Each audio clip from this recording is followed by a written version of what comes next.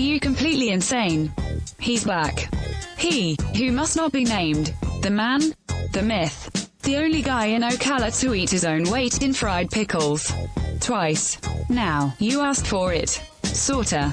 Live and in person. It's Tom Schmitz.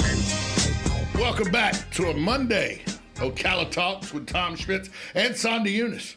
Held over for a few more minutes because our schedule got thrown off a little bit with the traffic accident and everything. So didn't have a chance to properly say goodbye to you for the last time this year.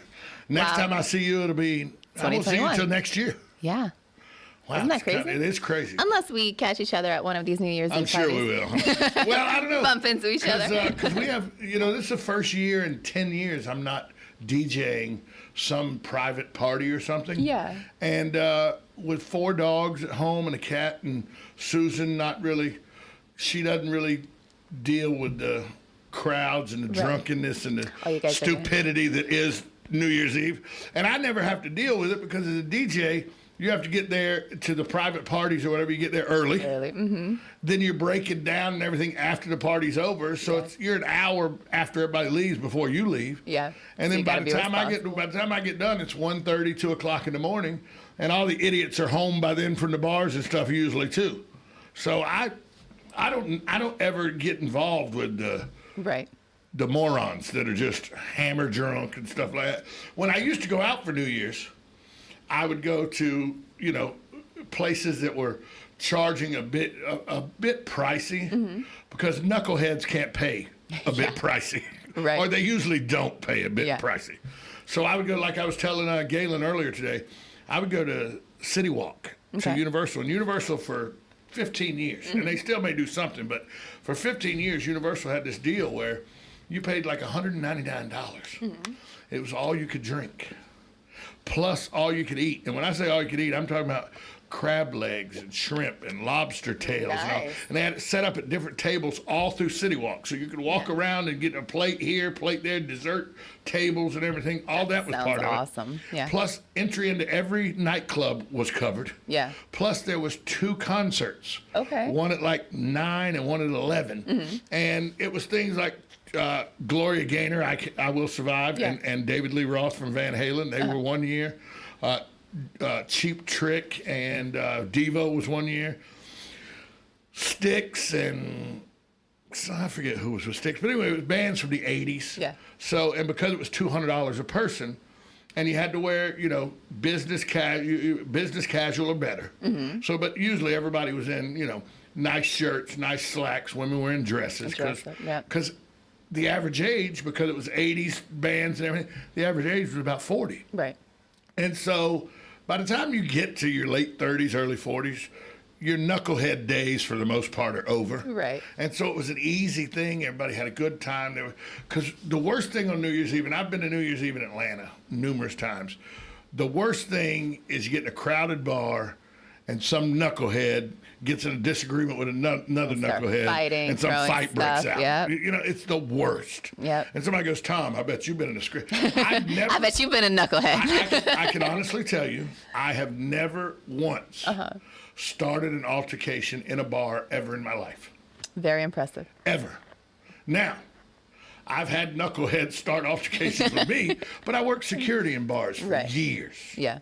I've had knuckleheads start with me where I've said, pal, this isn't going to end well. And I mean, as recently as last year, as recently as early in 2020 or late in 2019, at my favorite place, which will remain nameless, but it's across the street from the Ocala golf course. Okay. And they used to dress in Scottish kilt type skirts and everything, but I won't tell you where it is. Okay. I had a knucklehead that I had tried to calm down. He was being stupid and drunk, and I was like, dude, just relax. We're all out here to have a good time. Then he tried to come and say something to a friend of mine. I said, pal, go the other way. Do me the favor. I'm in a nice shirt. I got a nice pen. I was wearing a nice white polo, white button-up polo and everything, so it had to be wintertime, so it was probably early 2020. Just relax. Knucklehead wouldn't stop. Finally takes a swing, hits a 16-year-old upside the head. Oh, my God. That's a busboy at this place. I walked in, I go, dude, what's your problem? Yeah. Then he takes a swipe at me. His problem was me at that point. You know what? That knucklehead has not come back in there since. I bet. So, I've never in my life started a problem with a knucklehead, but as recently as in less than a year ago, I've had to deal with knuckleheads. You know what that reminds me of? I don't remember exactly where we were, but me and a bunch of friends, and including my cousin and her husband at the time, we all went to a haunted house. Right. And so it's one of those where you come in, and then of course there's like the little maze, and then you come out on the other side, right? Well, we all came out, and we don't see my cousin and her husband, and we don't know where they are. Apparently, she got so freaked out by some clown. She's like one of those people that are really scared of clowns. Hello, coulrophobia. You bring a clown in here at me, you may go through a window. It jumped out at her. She punched him. Oh, yeah. And they got kicked out. I got asked to leave Busch Gardens. Yeah. At Halloween 2002, 2003, because the girl I was married to at the time sent a group of 6 clowns to come mess with me because she thought I was kidding about my hatred and scared of clowns. We'd been married a year. She had never seen me around clowns. She sends all these clowns toward me. And I said, dude, y'all need to back up. The one guy goes, and shoved me. Yeah. I was asked to leave. Yeah, no, people are serious about their clowns. Oh, I can't deal with them. Right. God, no, can't deal with them. Yeah. So she couldn't deal with them either, so she got asked to leave. Yeah, exactly. Wow. And so I can see why that relationship didn't work out for you. No, it did not. People always call me in the middle of the show. You know who this is, though. This is probably somebody. It's a 352 number that I don't recognize. So they're either going to try to sell me an extended warranty. Why don't you pick up and see? Nah, it'll be one of those. They're Russian roulette on the radio. Yeah, it's an extended warranty, or they're calling me about home security. There we go. Do you need either of those? Neither. Okay. What gets me is the one that'll call you and they'll say, we're calling from Card Services. You're such a good American Express customer that we want to... American Express customer. I've never had an American Express card in my life. Yeah. I get probably 2 or 3 a week. You're such a good American Express customer. And then I've answered it before. The guy goes, we just need your, because you're an American Express customer, we need to verify it's you. We need your social security number to make sure we're talking to the right. Oh, wow. Sure you do, pal. Yeah. Sure. His name's Kevin. he speaks with a heavy Indian accent, but his name's Kevin. You could tell right away when they're scams. And he wants my social security number to help me with my American Express account. That I don't have. I almost got scammed really bad one time. No. And I think that I'm pretty smart when it comes to stuff like this, but I needed to call PayPal because my PayPal account was giving me some kind of weird error message, and I needed to call PayPal customer service. So I Googled it. And the first result that came up was actually a scam result, right? And so I called them. They made it look exactly like PayPal. And they pick up. And here's the thing, though, is that these people had my whole information. Yeah, so they got it from somewhere. Somehow. But I called them. They didn't call me. But they knew my last 4 digits of my debit cards, of my bank account numbers, of my social. Somebody been in your computer. Somehow. So wasn't that crazy? And then here's what they tried to do. They said, in order for you to verify that this is you, you need to go to the nearest CVS or Walgreens and buy 2 Google Play cards in the amount of $100 to make sure that we know that it's you. And do not hang up the phone while you do this. And I was like, you know what, buddy? So I actually started chatting. Like I went on to PayPal.com. I started chatting with their support, and I was like, I'm talking to somebody right now. Is this you? They're like, we would never ask you to do that. I was like, click. Yeah, I like the guys that call and say they're from the Internal Service Revenue. The ISR. You haven't heard of it? They're the Internal Service Revenue, and there's a warrant for my arrest if I do not call them immediately. So me being the guy I am, I call them. Immediately. And I use some very colorful, unique names that we can't say on the radio. But the last time they called me with that, I hung on the phone and waited for them to beep in. And because I had 20, 25 minutes, I was in an Uber. Yeah. I had 20, 25 minutes. I was going from a parking lot where the Uber picked us up to the Players Championship in Ponte Vedra. Okay. So it's about a 20, 25 minute trip. It's 2 miles, but traffic makes it about a 25-minute trip. So I had 25 minutes. Had some time to wait. I had my good friend Paulie sitting in the car with me. Yeah. The Uber driver. So I put it on speakerphone. Yeah. And I go for about 10 minutes using this colorful name that I can't say on the radio, but believe me, you should know immediately it's not an actual name. Right. And this guy talked to me for 10 minutes, referring to me as that name. And then it finally registered with him. And he said something about my mother and hung up the phone. Of course. But as I'm saying this, the Uber driver is spitting coffee on his windshield. He's laughing so hard. Yeah. My friend Paulie is, I think the seatbelt's choking him because he's falling down the seat laughing because they can't believe this guy Hasn't caught on. hasn't caught on. Yeah. So I'm that guy. I'm the guy when telemarketers call, except when I'm on the air. Usually when telemarketers call, I'll answer the phone. You have fun with Hey, hold on a minute, partner. Hold on a minute. Hey, until the coroner's not here yet, do not move that body. Now, hey, this is a live murder scene. Why did you call here? What's your name? Who are you? They'll hang up. They're like, we gotta go. I like having fun with them. Yeah. Or when they call it right about 6:30, I say, hey, partner, I'm really interested in what you want to sell me, but I've just sat down for dinner. Give me your phone number. I'll call you back. Click. Yeah. I love doing that. You should then like give the number to other people to prank call them. Oh, I've done that a lot. I've done that a lot. Yeah. I've done that a lot. Give the phone number. Put it on Facebook. Hey, this guy right here says he's with the Internal Service Revenue. Call him.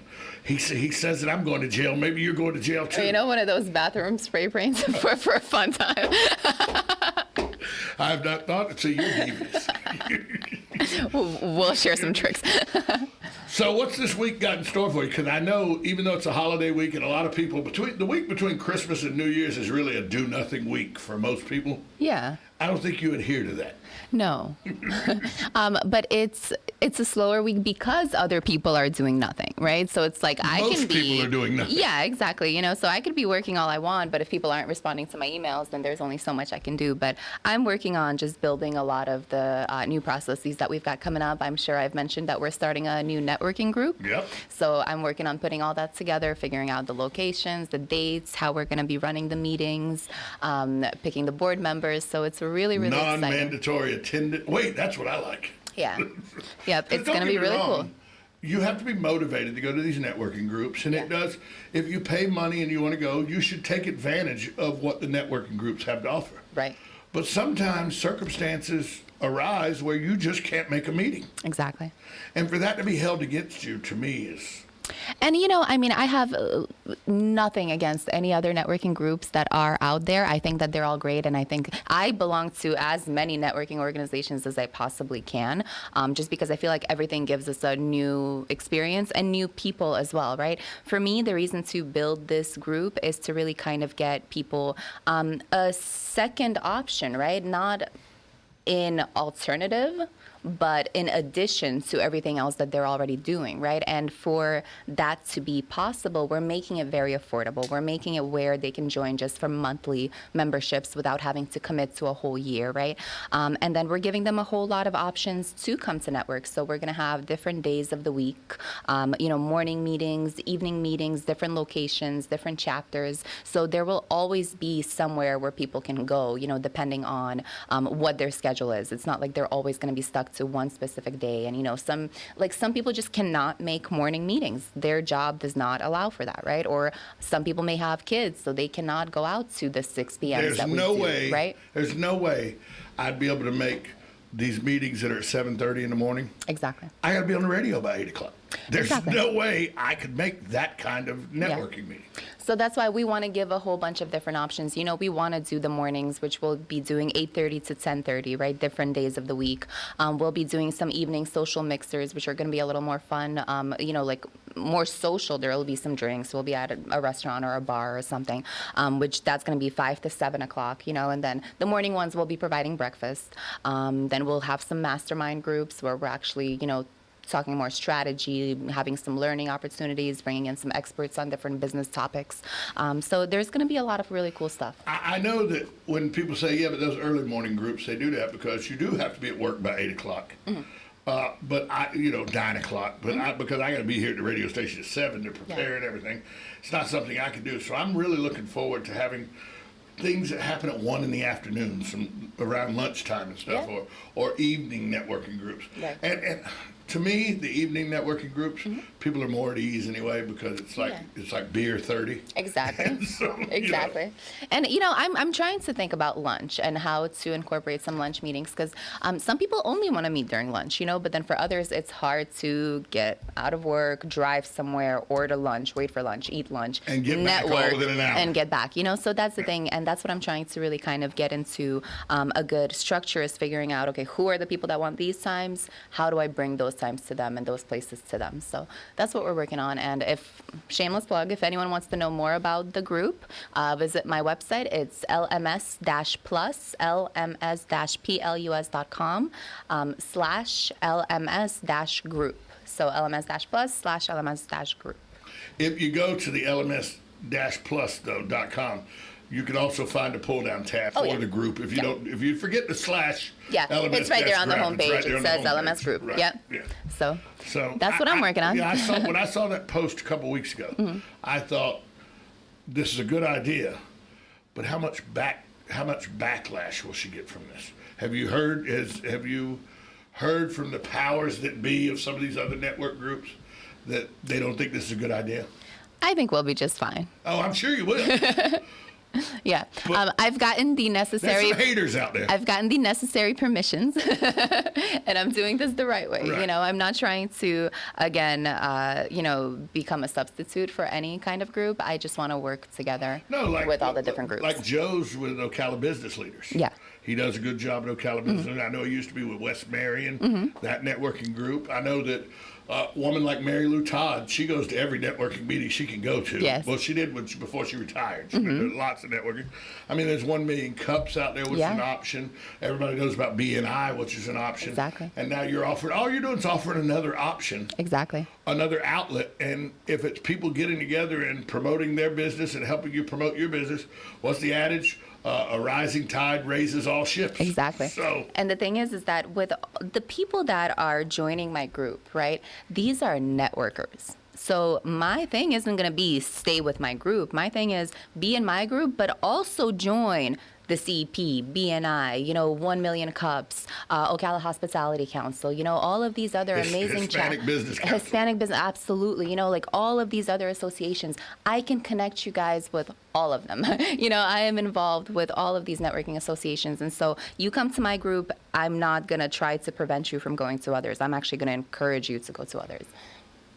That's Sonda Eunice, folks. LM8, it's LMS- Plus, plus.com. That's right. Yes. I'll get it. Leading Marketing Solutions. So now, a lot of people don't know that they see Sonda on Facebook and everything.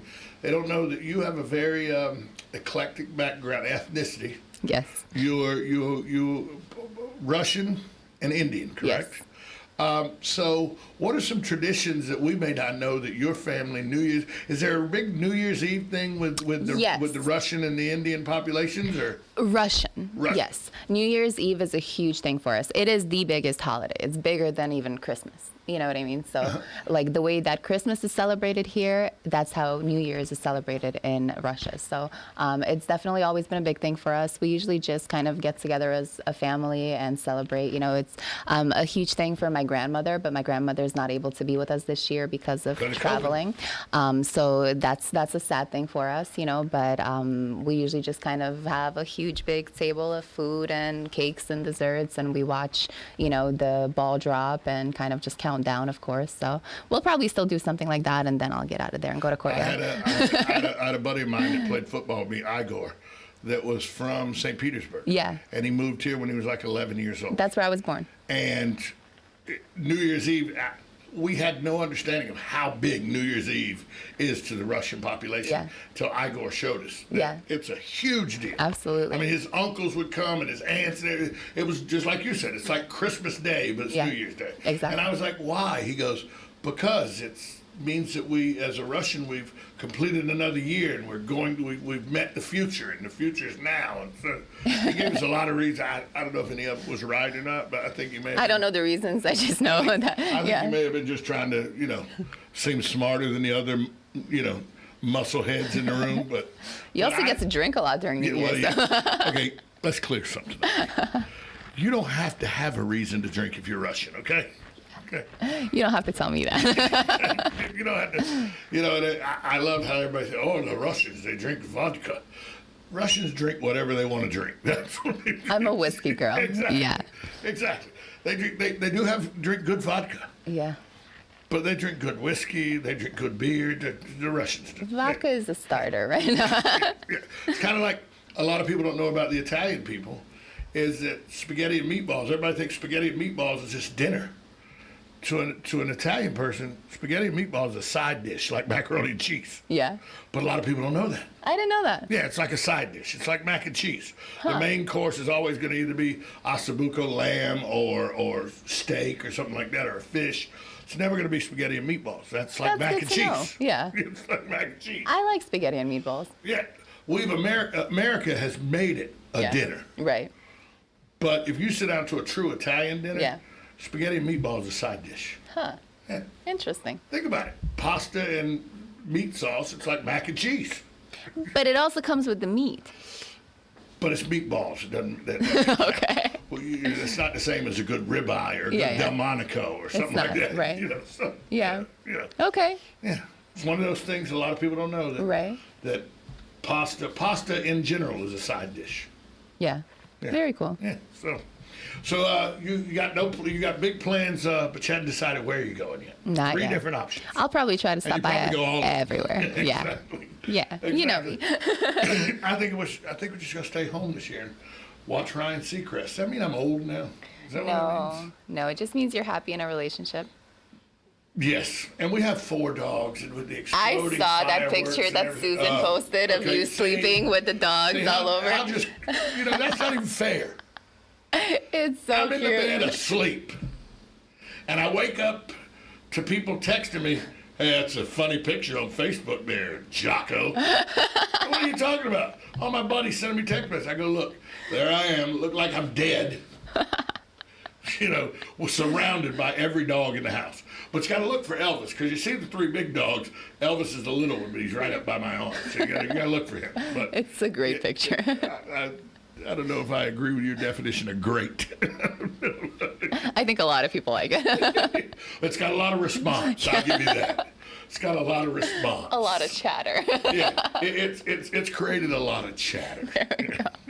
Hey, Happy New Year to you. Happy New Year, son. Have a great time. Have a great week, and I'll see you next year. See you next year. Thank you so much.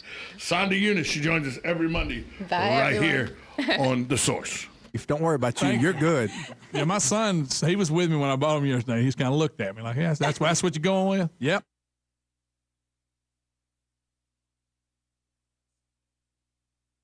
AccuSleep offers a safe and effective medical option for those who suffer from sleep disorders of all kinds. AccuSleep makes restoring healthy sleep patterns possible. No medication, no surgery, just good sound sleep. Mend your sleep so you can stop counting sheep. Experience restorative sleep at AccuSleep, the acupuncture sleep clinic in Ocala, by calling 352-615-5566.